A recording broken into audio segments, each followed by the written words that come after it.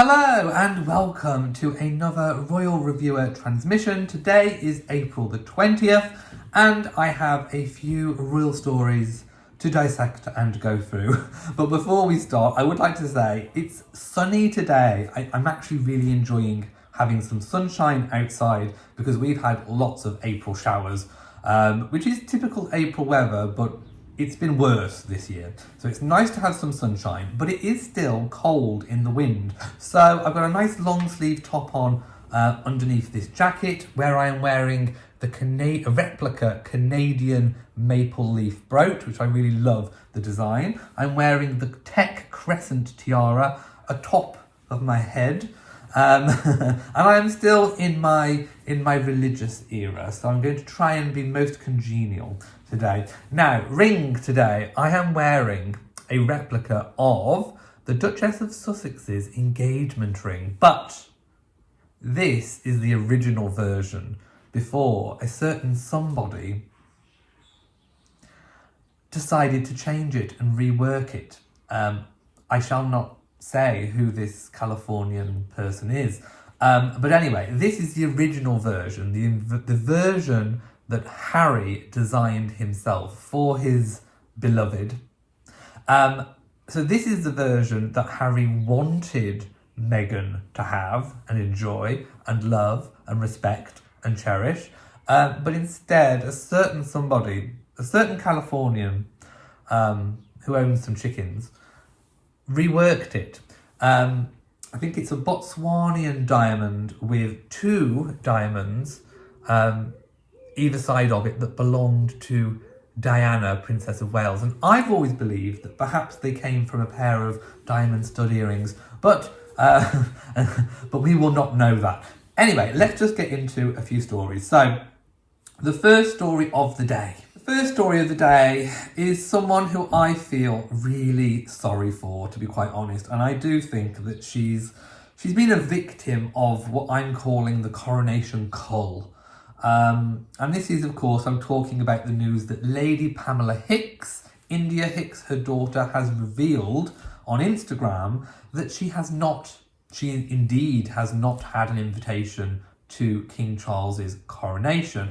Now, we can add her to the great list of British peers, British members of the aristocracy, who in other times would most definitely have been guaranteed almost a place at the coronation. But many royal dukes have been coming forward, many members of the peerage have been coming forward saying that they have not had their expected invitation.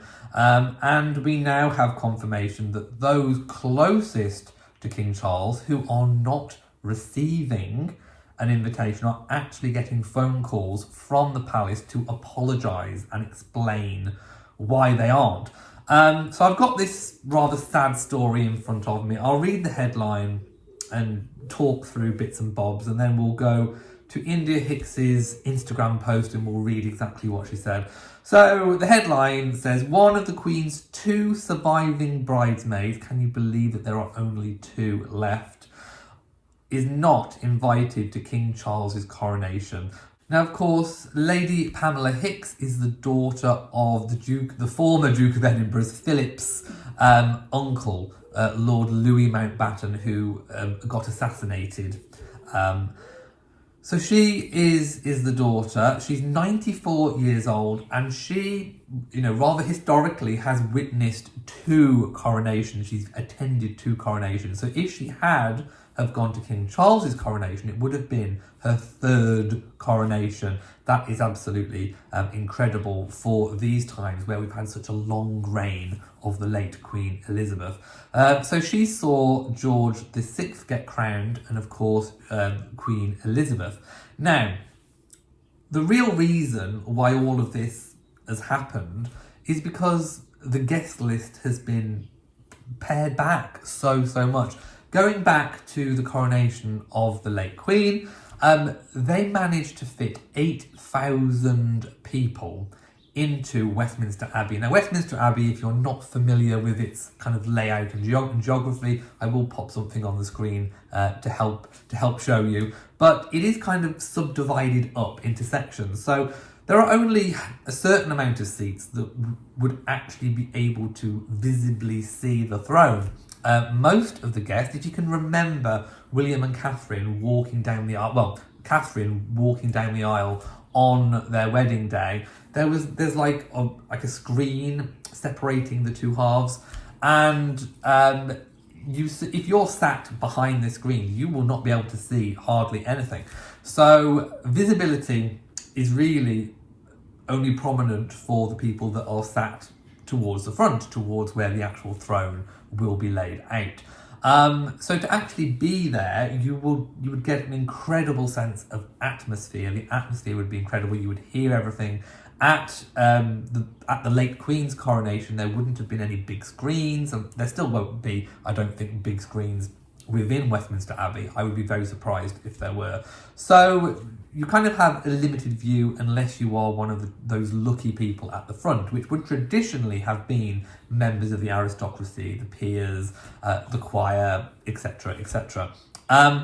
So 8,000 people down to 2,000 people. I mean, how did they get 8,000 people into the Abbey in the first place? Well, at the late Queen's coronation, they actually built staging. So they actually had some scaffolding in, and they built up into so the sides were kind of extended up and tiered. So they did manage to get 8,000 people in. They have decided not to do that this time, and we'll get to the reason kind of why in a second when I read out India Hicks's post. I just think it is very, very sad. The Mountbattens have been included in state occasions, going back years and years and years and years and years. Of course, it's almost heartbreaking that she is not going to be at the coronation. She does attend these kind of public events recently in a wheelchair, but I don't think that should have any bearing on whether or not there is space to accommodate her. I think there is most definitely space to accommodate her. I just don't think the effort is being made to literally do that. Now let's just say there is one space available that we know of. Obviously a certain person from California is not attending, so why can't, and they were planning, preparations were made so that Meghan, could have come if she wanted, so why can't Lady Pamela Hicks have Meghan's spot? I know she'd have to be probably on a lower tier, but I'm sure they could put her at the side. It kind of beggars belief. But anyway, let's go to the actual Instagram post. So India Hicks, Lady Pamela's daughter, posted a beautiful picture of Lady Pamela, and she's celebrated a recent birthday, and it reads, there have just been 2 spam calls. Someone keeps saying it's Buckingham Palace calling. Her daughter, Domino, said, firmly hanging up the phone again. It probably is Buckingham Palace, I said. Since my mother's hearing had become just a bit more unreliable, I had become her human hearing aid. Most of her friends know to call me if there was something important to be conveyed, as can be expected. One of the king's personal secretaries was passing on a message from the king. They explained that this coronation was to be very different to the Queen's. 8,000 guests would be whittled down to 1,000, alleviating the burden on the state.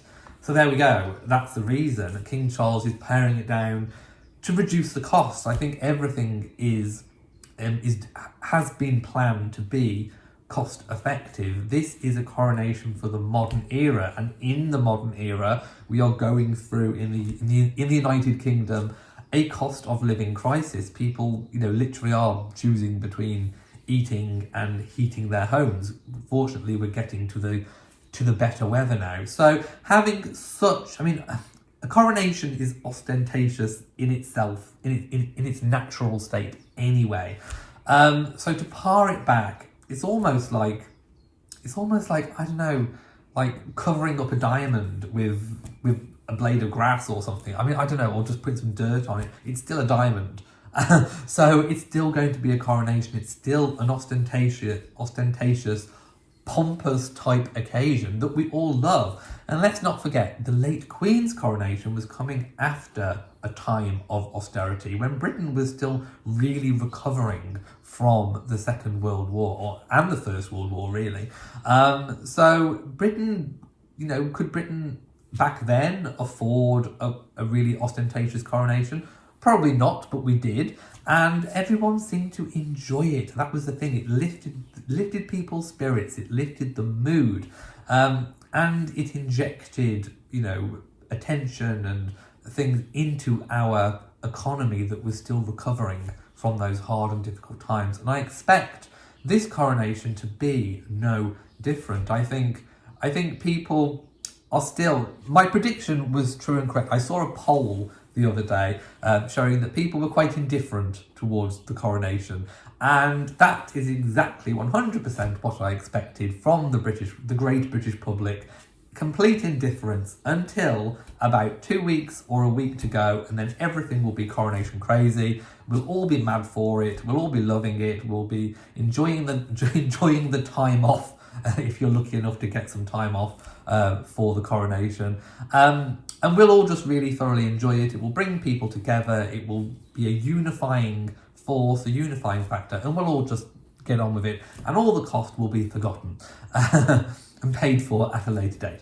So I don't really think paring it back too much is necessarily a good thing. But like I said, in the great coronation cull, the one thing that gets... where you really feel the impact of it is on the human level. And when you see people that otherwise would have been there, close people close enough for the palace to ring them up and basically offer an apology and an explanation as to why they're not being invited. I mean, who rings up and sends someone a letter apologising for not inviting them? You just sort of don't invite them. So that tells me a big tale that Charles, the King, is feeling a little bit guilty about not inviting certain individuals. And I think Lady Pamela Hicks is one of those who should be invited. She should go. I think she accepts it, going from this. But yeah, it continues. The King was sending his great love and apologies. He was offending many family and friends with the reduced list. My mother was not offended at all. So, she's taking it in good spirits. How very, very, very sensible, she said. Invitations based on meritocracy, not aristocracy. I am going to follow with great interest the events of this new reign. It's very sad. That's all I've got to say. It's just very, very sad when you see it deduced to such a human level. Right, so next I want to continue the ongoing saga of Sarah Ferguson and I suppose her not being invited to the coronation. And there was lots of speculation as to the reasons why. There was some that I didn't kind of pick up on and report at the time in previous videos because I didn't think that they were true. In particular to those of kind of perpetuating this kind of myth that Sarah is still a real embarrassment to the family. Of course, she has made mistakes. No one is going to claim otherwise. But in my mind, that wasn't the reason why. Because Charles has invited and been very warm, and Camilla as well, inviting Sarah to recent family events such as Christmas. So I didn't believe those, so I didn't mention them on this channel. And Sarah Ferguson has now, in the words of the newspaper, broken her silence on the coronation invite snub and why she's loving her current relationship with Prince Andrew. So, today she was on ITV's Good Morning Britain and she was chatting to Kate Garraway and Adil Ray. And you will be able to find probably some video clips out there, but I'm going to read some quotes and then talk about them. She says, "I'm not going. It's a state occasion." Well, that is true. "And being divorced, I don't think you can have it both ways." Is that a slight dig to a certain people across the pond. I don't know. I am divorced, and I'm really loving being divorced to my ex-husband, not from him, but to him. It's important to differentiate.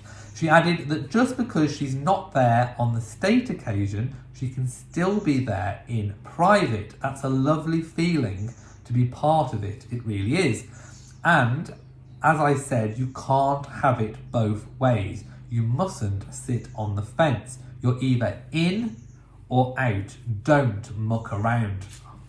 Well, if that wasn't a barb, I don't know what is. But going back to the bit, now, of course, Sarah has spoken in previous interviews and been very quite open and honest. I mean, she has done Oprah interviews as well, but she's been very open and honest that as being divorced from, or to, as she puts it, to Prince Andrew, they are the happiest divorced couple that there ever could be. And I mean, that was similar words that she said a few years ago.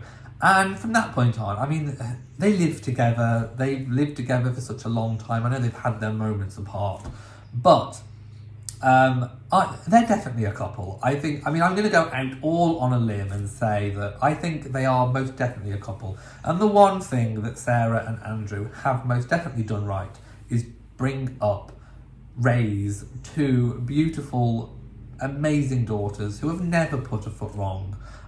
They are always dutiful. They never speak out and speak ill of the royal family. They don't do books. They don't do, these kind of tell-all interviews. They don't do exposés. They just do whatever duty whenever they're called up to do it. At present, they haven't really been called up to do anything under the new reign, but under the late Queen, they haven't been working royals. They've lost their royal protection. They work. I mean, okay, they've married rich and wealthy husbands. They've done quite well for themselves. But, they make their own way in life. And they do it quietly and privately as they can. But yet they do their duty when called up to do so. So Andrew and Sarah have worked very well co-parenting. It most definitely is the one thing that they unequivocally have done right. So being divorced to my ex-husband, but not from him. So I think she considers herself still married in a way. She's divorced to him, but not from him. They are a couple. This is what she is saying, without actually literally spelling it out. I mean, she almost has literally spelled it out. But no, they are most definitely, I think, a couple. Should they get remarried? I mean, I would love to see them get remarried, but there are certain benefits for being divorced from the family. The main one is that she can earn her own money, and she has been in recent years. She's been clawing back some of those pennies. She has been supporting the York family. She's had book deals. She's doing quite well. Now, being married back to Prince Andrew when Andrew doesn't have an official role, i.e. also no official royal money coming in, would perhaps cause a little bit of an issue. If he's not doing royal engagements, what would she do? So I think at the moment there is still a very practical reason for not remarrying. In previous years, again, she could earn her own money. And I think that's probably the main reason why they haven't ever got remarried. She is still Sarah, Duchess of York, but Duchess of York is used primarily as a surname, which is how divorced members of the royal family have been styled. When Diana and Charles got divorced, Diana became Diana, Princess of Wales, in the same way Sarah became Sarah, Duchess of York. But she is not the Duchess of York. It makes all the difference. If she remarried Andrew at some point, she would then become the Duchess of York. But because obviously Andrew is not using his HRH at the moment in public life, although he is using it in private, she would not be able to use it in public either.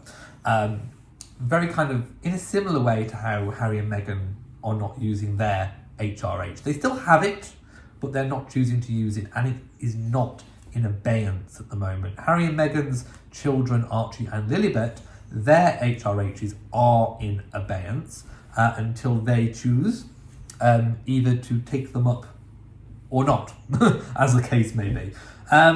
So again, going back to kind of sitting on the fence, again, I think quite a big barb. I mean, basically, she's saying, look, you can't have it both ways. And, you know, she's old enough to understand that, you know, if you are outside of the fold, then, you know, there are certain things that you don't do. And there are consequences of your actions. So being divorced, agreeing to a divorce, you are making choices, decisions, actions, and they have consequences even all of these years down the line. But it seems that I don't think she's particularly bothered by any of this. She takes it all in her stride, doesn't she? She said, the great thing about this moment in time is the unity of family, and I think that Charles and Camilla are doing an exceptional job at unifying the family. So perhaps that is pertaining to something behind the scenes, maybe with Harry and Meghan, I don't know. Elsewhere, Sarah said the spotlight needs to come off Prince Andrew to let him get on with his life. Now, of course, we know why the spotlight has been upon Prince Andrew. But Sarah obviously thinks now, well, she's alluding to the fact that Andrew thinks that he does need to move on. He needs to do something. He can't just sit and kind of go out to pasture if he's not going to have some kind of rehabilitation into royal life. And we don't know fully what Charles's long-term intention is. Will, as I suggested, Charles perhaps give Andrew a role within the royal household, so to speak? Not a cleaner. I don't think we'll be seeing Prince Andrew with his marigolds on, with his arm down the U-bend. I don't think we'll be seeing that. I don't think he'll be on the maintenance team.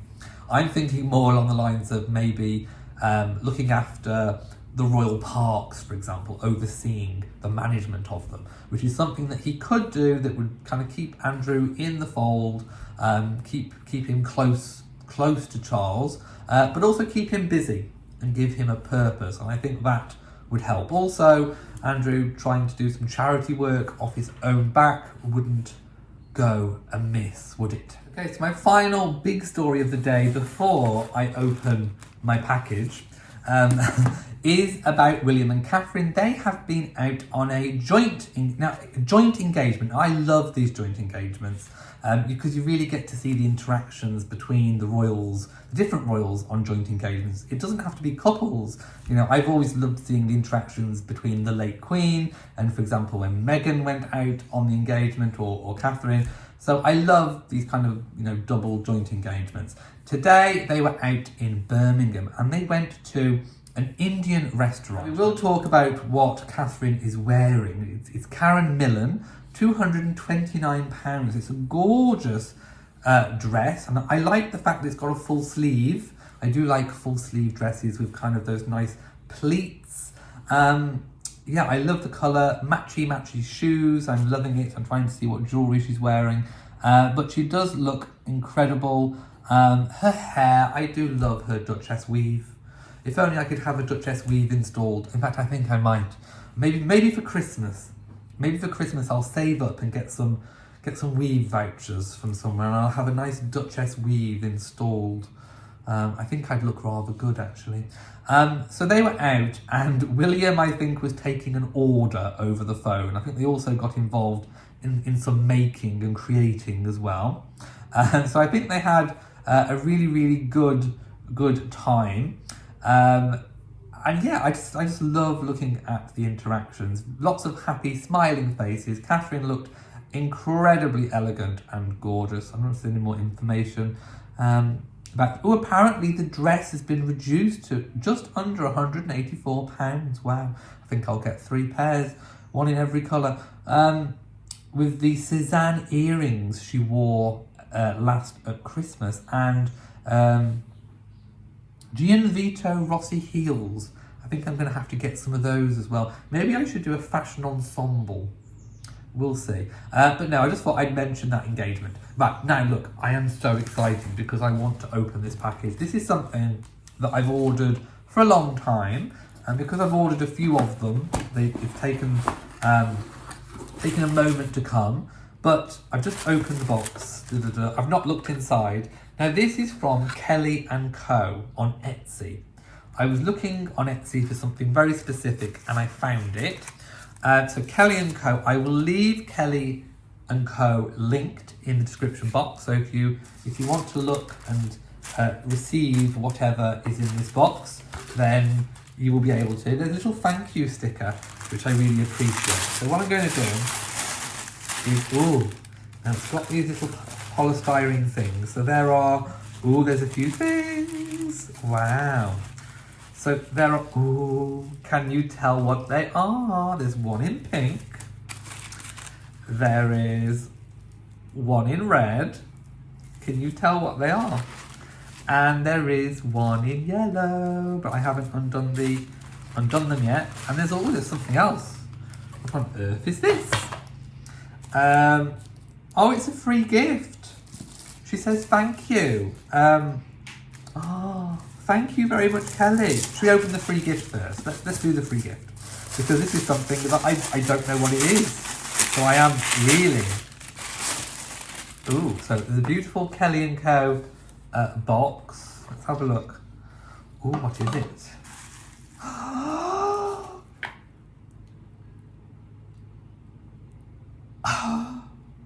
Oh my goodness! My own diamond necklace! Oh my god! Oh wow! Wow! How do I get this out? I just pull. Wow! I'm gonna have to keep the presentation box. Wow! Look at this! Just look at the sparkle! Wow! If only it was real diamonds. Now I'm going to be telling everyone they are real diamonds. Just look at this. Wow, thank you so much, Kelly. Wow, so I imagine you'll be able to buy this as well from the store. So do go take a look. I mean, just look at those diamond crystals. Wow, I'm going to carefully put that back. I have to put it in the box properly after. So you've probably guessed by now that I have purchased some royal family orders. So I'm going to get into them. I'm going to be very careful. So this is the one that's on a yellow, I call them box bows. And I've forgotten which one is which. Okay. Yay, this is amazing. This is one of this is Queen Elizabeth's royal family order. And of course she did have the kind of yellow bow. This is going to look incredible, especially at Christmas when I do my Christmas message. Just look at that. Isn't that gorgeous? So I've got Queen Elizabeth. I think the red one, I should really have got my scissors. Hang on. There we go. I think the red one, I know who this is. Let's have a little peek. Oh, it is! There we go. So the red one is, of course, King Charles. Now, we don't actually know what colour box bow Charles will have. So I may have to send off for a new box bow when we know the actual colour of Charles's family order. But if you look at the royal plates, the commemorative plates that the Buckingham Palace are selling, it's kind of like a very masculine kind of blue-purple. So I'm wondering if that will be his royal family colour order. So this may have to be updated, but I'm sure Kelly would oblige in updating me when the time comes, when we actually know. I mean, it could be red.